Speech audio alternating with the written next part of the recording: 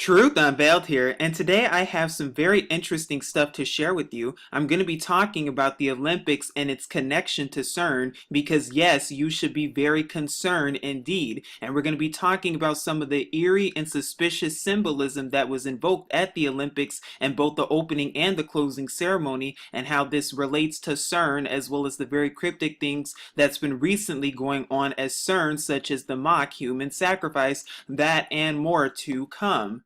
Now, of course, the picture that you're currently looking at is the Olympic torch that was being extinguished by a waterfall as well as the rain. And notice how it just so happened to rain at the closing ceremony. Very interesting and suspicious indeed. But not to mention, of course, we have right here once again the sun symbolism and all of the sun worship too. But also notice how singer Marianne Castro, as she's singing, it's raining and it's depicting her with the rain that's raining all over her.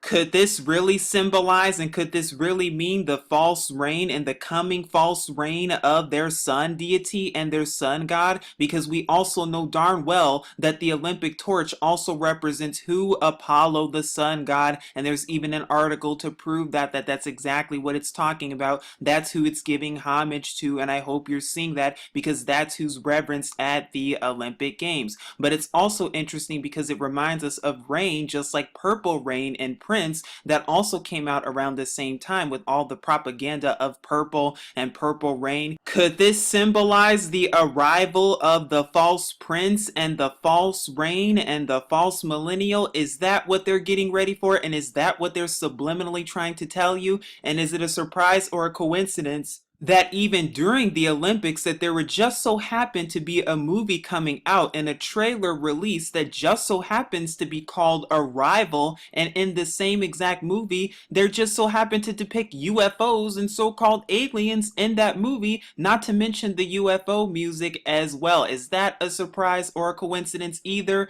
I don't think so, and we're going to go over more of that later on to come. Here are just a few more pictures from the Olympics at the closing ceremony.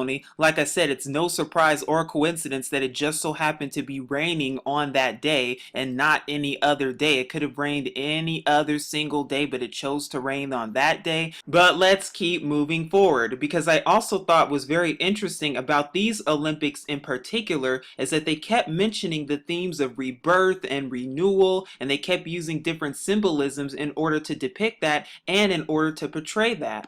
And any time that the elite or the Illuminati are pushing for a new world or pushing for rebirth or renewal or any of the symbolisms and any such symbolisms, that should be ringing some serious alarm bells, because they're obviously trying to tell you something subliminally. And I've already gone over this in my opening ceremony video just a week ago. But I also thought it was interesting too how the slogan for the Rio 2016 Olympic Games just so happens to be a new world. And this is according to the Rio 2016 website itself back of June of 2016. And it says Rio 2016 motto promotes the concepts of transformation through sport and changing the world for the better. If only that were the case for the Illuminati, because their plans for a new world is what? Depopulation. And you can actually see the actual logo and slogan right here. If you scroll down, this is what it is right there. As you see, a new world. Well, what's the new world for? But what was also interesting about the Olympics all throughout it, including through the opening and the closing ceremonies, they kept mentioning the importance of tree symbolism and the importance of trees and rebirth. And although they may not seem like a big concept or a giant concept, to the elite and the Illuminati, it's huge. And you're going to see how it relates to CERN in just a second, because like I said, that's all they've been showing us. That's all they've been depicting, a new world with all the trees and everything. But what was also very interesting about the closing ceremony itself is when they showed this very large tree, which reminds us, of course, of the movie Avatar and how those trees look, which symbolizes transformation and what preparing for a new world and getting ready for a new world. But that's all you're seeing is transformation.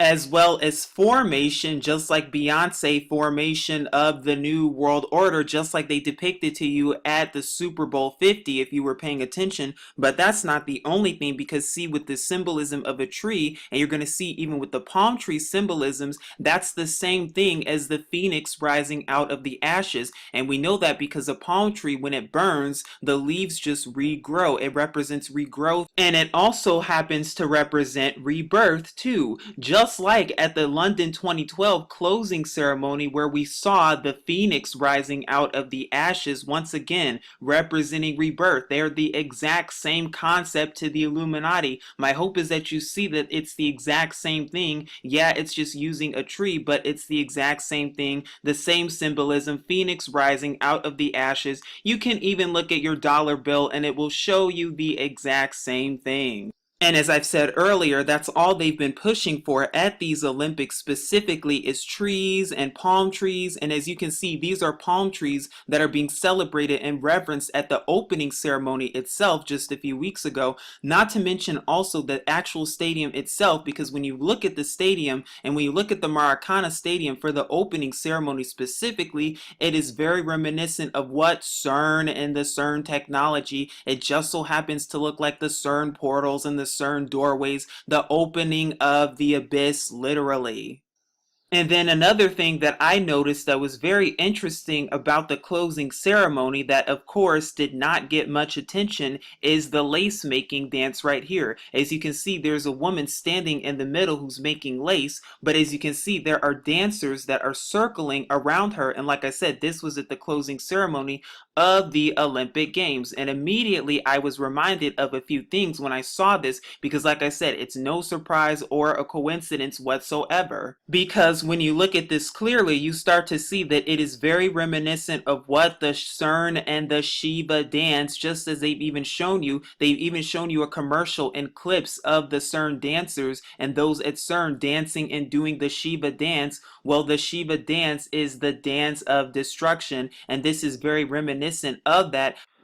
But what this also reminded me of, and what this also was pushing, is very reminiscent of the Red Bull propaganda that they pushed back in April of 2016. And this is when the daredevil motorcyclist Daniil Ivanov was riding and circling around a shaman back in Siberia, Russia, doing what was known as the Red Bull Circle of Shaman. Now, what's very cryptic about it is that it looks very ritualistic, and mind you, this was released around the same time as the Olympic torch Apollo reference that was released around 5 days just before, around the same time as we saw the propaganda with the death of the prince and the birth of the queen, because the queen turned 90, by the way. Is that a coincidence either? Of course, the false reign and symbolizing the false reign of the false prince to come. Because this is all leading up to what CERN and destruction. That's why they're always constantly putting the dance of destruction and the Shiva dance of destruction right in front of your face,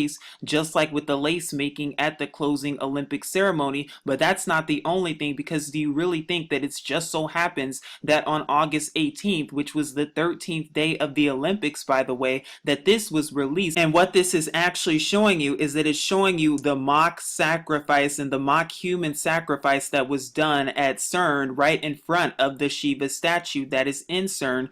No surprise whatsoever, but it's interesting because when you look very closely at it, you start to see that they're lined up in a circle once again, and you see the woman right here wearing white right there, which of course reminds us of the dance of destruction, just like with the CERN dancers, as well as the lace making that we saw and that being depicted too. So we see how it ties into CERN, but we also see how they're getting ready to bring in their new world order to usher in a new world, which was the slogan of the Olympics. And not only are they going to be doing that, but they're also preparing for the arrival. And like I said, it's no surprise or coincidence that they made this propaganda of this mock ritual that was done on the 13th day of the Olympics. And by the way, it was the same day and the same time as a full moon as well. And this is not the first time that we've heard about a full moon being referenced around this time, because even Black Knight Decoded, if you can think back to November of 2015, well, the propaganda